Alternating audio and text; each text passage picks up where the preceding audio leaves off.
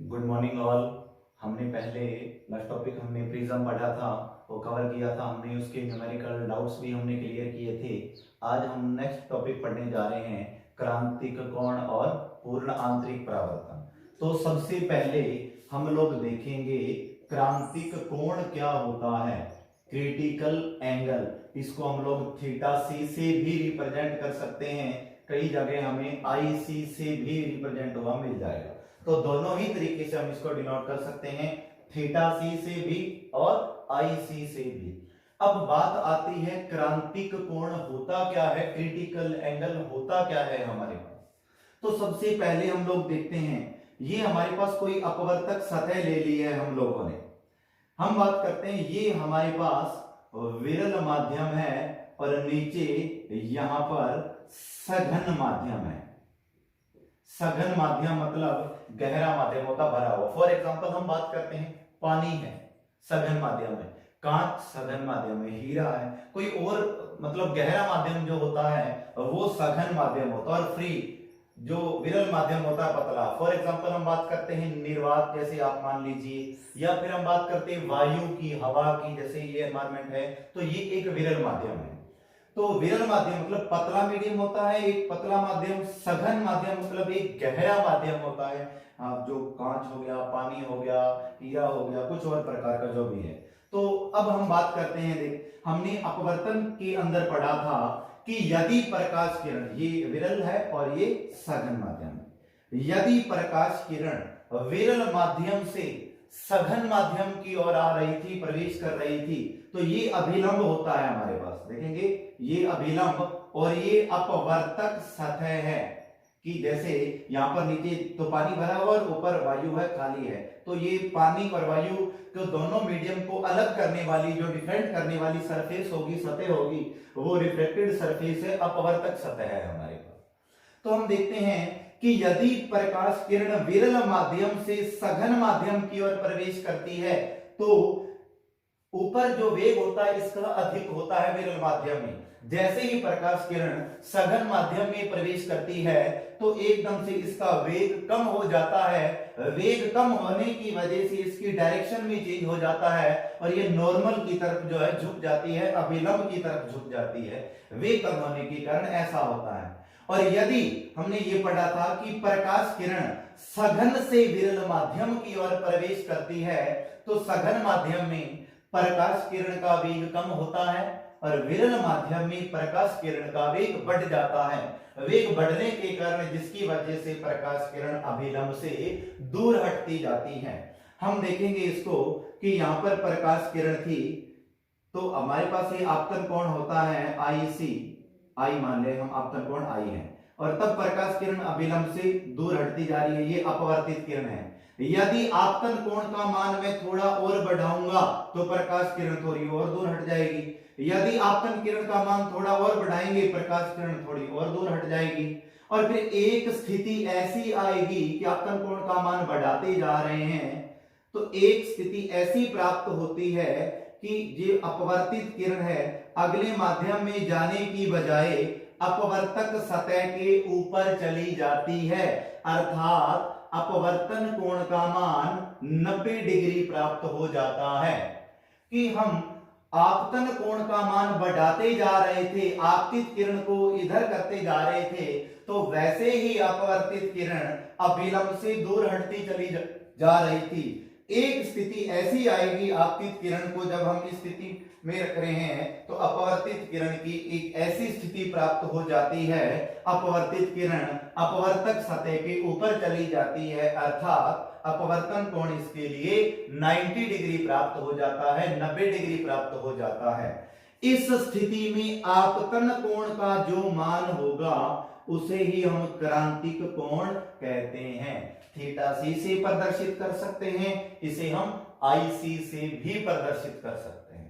Repeat करेंगे हम इसको, देखते हैं कि यदि प्रकाश किरण विरल से सघन माध्यम में आती है तो अभिलंब की तरफ झुकती है, और यदि सघन से विरल जा रही है तो अभिलंब से दूर हटती चली जा रही है। तो आपतित किरण को हम आपतन करवा रहे हैं, तो एक स्थिति ऐसी आती है जब अपवर्तित किरण 90 डिग्री पे चली जा रही है, अपवर्तक सतह के ऊपर चली जा रही है, अपवर्तन कोण का मान 90 डिग्री प्राप्त हो रहा है, 90 डिग्री प्राप्त हो रहा है, उस केस के अंदर आपतन कोण का जो मान होता है उसे ही हम लोग क्रांतिक कोण कहते हैं। इसे हम थीटा सी से भी प्रदर्शित कर सकते हैं और हम लोग इसे आई सी से भी प्रदर्शित कर सकते हैं।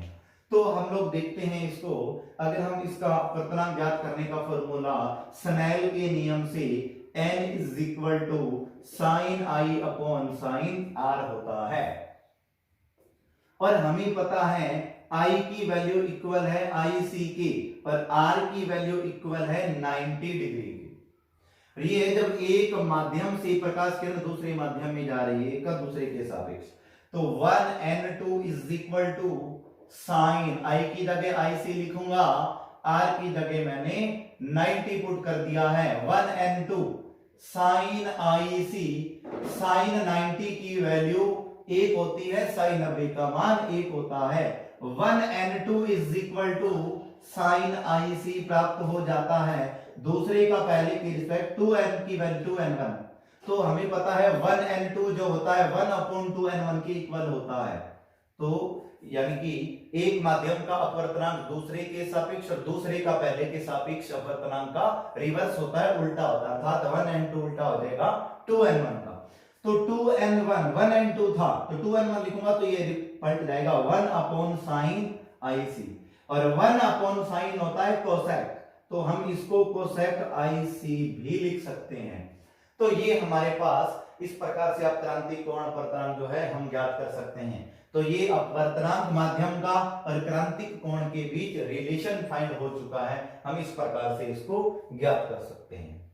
और फिर एक हमारे पास नेक्स्ट टॉपिक आता है TIR, टोटल इंटरनल रिफ्लेक्शन, पूर्ण आंतरिक परावर्तन। तो हम देखते हैं पूर्ण आंतरिक परावर्तन क्या होता है।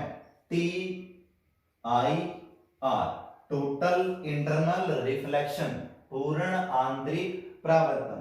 तो हम देखेंगे पूर्ण आंतरिक परावर्तन क्या होगा कि हमने एक ये अपवर्तक सतह ली हुई है, यहां पर हमें दिखाई दे रही है जैसे हमने ये अभी पहले किया था, और ये हमारे पास अभिलंब है, एक स्थिति के अंदर अभिलंब प्राप्त हो रहा है और अपवर्तक सतह। हम क्या कर रहे थे, आपतन कोण को बढ़ाते जा रहे थे। एक स्थिति ऐसी आई, अपवर्तित किरण जो थी वो अपवर्तक सतह के ऊपर चली गई, अपवर्तन कोण का मान 90 डिग्री हो गया। अब यदि मैं क्या करूं, आपतन कोण का मान थोड़ा और बढ़ा दूं, मींस IC से ज्यादा कर दूं, क्रांतिक कोण से अधिक कोण पर आपतित किरण को आपतित करवाऊं मैं, यानी कि ये जो वैल्यू है वो IC से प्लस होनी चाहिए कि क्रांतिक कोण जो था तब तो ये 90 डिग्री पर चलेगी। अब आपतित किरण को थोड़ा और अधिक कोण पर आपतित कराऊं, मतलब IC से ज्यादा कोण के ऊपर डाल दूं मैं, इधर की तरफ ले जाए, यहां पर तो चली गई थी, तब जो अपवर्तित किरण है अगले माध्यम में जाने की बजाय वापिस उसी माध्यम में लौट जाती है, सघन माध्यम के अंदर लौट जाती है। इस घटना को पूर्ण आंतरिक परावर्तन कहते हैं। ये आपतित किरण है, ये अपवर्तित किरण है, परंतु आपतन कोण का मान यदि क्रांतिक कोण से अधिक रखा जा रहा है, तब अपने पास अपवर्तित किरण जो थी अगले माध्यम में न जाकर के वापिस उसी माध्यम में लौट जाती है, वापिस सघन माध्यम में लौट रही है। इस घटना को हम पूर्ण आंतरिक परावर्तन कहते हैं। तो हमसे कई बार क्वेश्चन आ भी सकता है इस प्रकार से कि पूर्ण आंतरिक परावर्तन जो TIR है, टोटल इंटरनल रिफ्लेक्शन है, इसकी आवश्यक शर्तें क्या होती है, इसके लिए क्या कंडीशंस होनी चाहिए कि पूर्ण आंतरिक परावर्तन की घटना। तो हम यहां से देखते हैं, हमें दो शर्तें दिखाई दे रही है। एक शर्त तो ये दिखाई दे रही है कि जो प्रकाश किरण जो है वो जो माध्यम सघन माध्यम से विरल माध्यम की ओर जानी चाहिए, तभी जो अभिलंब की तरफ से दूर हटती है। यदि विरल से सघन लेके आ रहे हो तो अभिलंब के नजदीक आएगी, उसके नियर आएगी, तो ये घटना नहीं हो पाएगी। इसलिए प्रकाश किरण जो है वो सघन माध्यम में आपतित करवानी चाहिए और विरल में जानी चाहिए। और 2 नंबर केस क्या रहता है पूर्ण आंतरिक परावर्तन के लिए कि आपतन कोण का जो मान है वह हमेशा क्रांतिक कोण से अधिक होना चाहिए, तभी प्रकाश किरण उसी माध्यम में रिपीट हो होकर के आ जाएगी और पूर्ण आंतरिक परावर्तन की घटना प्राप्त। फिर नेक्स्ट टॉपिक आता है हमारे पास जो पूर्ण आंतरिक परावर्तन है, इससे संबंधित कुछ घटनाएं, इंपोर्टेंट इवेंट्स हैं, इसके उपयोग हैं, देखते हैं हम लोग ये कहां कहां यूज होता है, हमें दैनिक जीवन में कहां देखने को मिलता है, कहां आपने इसको महसूस किया, कहां फील होता है। तो पूर्ण आंतरिक परावर्तन के बारे में हम देखते हैं। तो एक नंबर पहले है हमारे पास मरीचिका, पहली घटना। मरीचिका क्या होता है, हम सबसे पहले ये देखेंगे कि जो रेगिस्तान वाले एरिया होते हैं, जैसे टीले वाले क्षेत्र होते हैं, मिट्टी वाले रेतीले क्षेत्र होते हैं, तो रेगिस्तान में कई बार हम लोग ऐसा देखते हैं, गर्मी के दिनों में हमें दूर से देखने पर ऐसा लगता है कि हमें कुछ पानी वगैरह दिखाई दे रहा है, हमें जल का आभास होता है, अनुभव होता है। जब जैसे ही हम उस जगह के नजदीक पहुंचते हैं तो वहां से वो पानी गायब हो जाता है, फिर वहां पे हमें दिखाई नहीं देता है। रियलिटी में वहां पर पानी नहीं होता है, हमारी आंखों को, हमारी दृष्टि को एक भ्रम होता है, एक आभास होता है, ऐसा फील होता है कि वहां पर पानी है, बट वास्तविकता में ऐसा वहां पर कुछ नहीं होता। तो इसी दृष्टि भ्रम को ही हम लोग मरीचिका कहते हैं। अब ये मरीचिका होता कैसे है उसके बारे में हम लोग देखेंगे कि रेगिस्तान के क्षेत्रों में क्या होता है कि गर्मी के दिन है तो सूर्य से जो ऊष्मा आ रही है, सूर्य की गर्मी के कारण, उसकी ऊष्मा के कारण, हीट के कारण जो मिट्टी होती है, रेतीली मिट्टी होती है, रेत क्या होती है, वो गर्म हो जाती है। रेत गर्म होने से उसकी जो नजदीक की परतें हैं मिट्टी की, रेत की, वो थोड़ी मतलब विरल माध्यम में हो जाती है। गर्म होने की वजह से वो विरल माध्यम की तरह बिहेव करने लग जाती है, वहां की जलवायु गर्म हो जाती है। और उससे ऊपर की जो परतें हैं उनमें क्या होता है, जलवायु थोड़ी ठंडी होने की वजह से वहां पर क्या होता है, वो सघन माध्यम की तरह बिहेव करती है। और जब सूर्य से जो प्रकाश आता है इन दिनों के अंदर, किसी पेड़ पौधे या वृक्ष से टकरा करके आ रहा है, तो वो प्रकाश को सघन माध्यम से विरल माध्यम की ओर आना पड़ रहा है, क्योंकि ऊपर की जो जलवायु वो थोड़ी नरम होने की वजह से, ठंडी होने की वजह से वो ऊपर की परतें सघन माध्यम की तरह बिहेव कर पा रही है, और नीचे की जलवायु गर्म होने की वजह से मिट्टी वो विरल माध्यम की तरह बिहेव कर पा रही है। और ऊपर से सूर्य का प्रकाश किसी वृक्ष से टकराते हुए आ रहा है और वो सघन से विरल माध्यम में प्रवेश कर रहा है, और जब सघन से विरल माध्यम में प्रवेश कर रहा है तो वहां पे टकरा करके वापिस ऊपर की ओर लौट जाता है, यानी कि वापिस उसी मीडियम में रिपीट हो जाता है, उसी माध्यम में चला जाता है। तो जब प्रकाश सघन माध्यम में आए और टकरा करके वापिस उसी माध्यम में चला जाए सतह से, तो इस घटना को हम पूर्ण आंतरिक परावर्तन कह रहे थे। तो वहां पर पूर्ण आंतरिक परावर्तन की घटना हो जाती है और हमें उन जिन वृक्षों से या जिस भी चीज से प्रकाश टकरा करके आ रहा था, हमें उनके उल्टे प्रतिबिंब दिखाई देते हैं, और पानी के अंदर, जल के अंदर उल्टे प्रतिबिंब भी बनते हैं। इसीलिए हमें वहां पर उनके उल्टे प्रतिबिंब दिखाई देते हैं और हमें ऐसा अनुभव होता है, ऐसा आभास होता है, ऐसा प्रतीत होता है, ऐसा फील होता है कि वहां पर हमें पानी दिखाई दे रहा है, बट रियलिटी में ऐसा नहीं होता है। यह एक भ्रम होता है हमारी आंखों का, हमारी दृष्टि का। इसी भ्रम को हम मरीचिका कहते हैं। फिर हमारे पास पूर्ण आंतरिक परावर्तन की नेक्स्ट इवेंट है, नेक्स्ट घटना है, जो हमें कहां देखने को मिलती है कि हीरे का चमकना। हीरा हमें चमकता हुआ दिखाई देता है ऑलरेडी, ऐसा क्यों होता है, तो हम इसके बारे में देखेंगे कि हीरे का जो अपवर्तनांक होता है सबसे अधिक 2.42 होता है, सबसे अधिक अपवर्तनांक है। और जो इसका क्रिटिकल एंगल होता है, क्रांतिक कोण का मान होता है 24.41 डिग्री, अप्रोक्स 24.4 डिग्री होता है, लगभग 24.41 डिग्री होता है इसका अपवर्तनांक हीरे का। अब हीरे जो है वो चमकता हुआ दिखाई देता, वो किस कारण से होता है, ये पूर्ण आंतरिक परावर्तन की घटना के कारण ही होता है। तो हमसे एक नंबर में क्वेश्चन अगर पूछ लिया जाए कि हीरा क्यों चमकता है, तो हम लोग क्या बताएंगे, पूर्ण आंतरिक परावर्तन के कारण, पूर्ण आंतरिक परावर्तन की घटना के कारण। अगर बड़ा क्वेश्चन आ रहा है तो हमें डिटेल में इसको बताना पड़ेगा कि हीरे का जो अपवर्तनांक है 2.42 है, सबसे अधिक अपवर्तनांक, और जो इसका क्रांतिक कोण होता है इसके लिए वो 24.41 डिग्री प्राप्त होता है। अब ये चमकता कैसे है, तो हीरे की जो कटिंग होती है इसकी इस प्रकार से की जाती है, इसकी फलकों को, इसकी किनारों को इस प्रकार से घिसा जाता है, इस प्रकार से इसकी कटिंग की हुई होती है कि इसके अंदर एक बार जब प्रकाश घुस जाता है, चतुष्फल की संरचना होती है कि इस एक बार यदि इसके अंदर प्रकाश घुस गया तो वो प्रकाश क्या होता है, बार बार टकरा करके, यानी कि प्रकाश बार बार क्रांतिक कोण से अधिक कोण के ऊपर आपतित होता है अंदर की सतहों पर। और जब प्रकाश क्रांति कोण से अधिक कोण पर बार बार अंदर आपतित हो रहा है, सघन माध्यम हो गया अंदर, तो गहरा माध्यम है, तो बार बार सघन माध्यम के अंदर यदि प्रकाश किरण क्रांति कोण से अधिक कोण पर आपतित होती है तो वापस उसी माध्यम में लौट जाती है। कैसे गई? तो वापस टकरा के इधर जाएगी, इधर टकराई तो वापस इधर। तो पूर्ण आंतरिक परावर्तन होता रहता है, प्रकाश किरण बार बार अंदर टकरा के अंदर ही डूबती रहती है। इस वजह से हीरे के अंदर एक चमक पैदा हो जाती है और हीरा हमें चमकता हुआ दिखाई देता है, जो कि पूर्ण आंतरिक परावर्तन की परिघटना के कारण ही होता है। फिर हमारे पास नेक्स्ट है पूर्ण आंतरिक परावर्तन की थर्ड इवेंट। नेक्स्ट इवेंट क्या है, नेक्स्ट घटना क्या है? प्रकाशित तंतु, ऑप्टिकल फाइबर।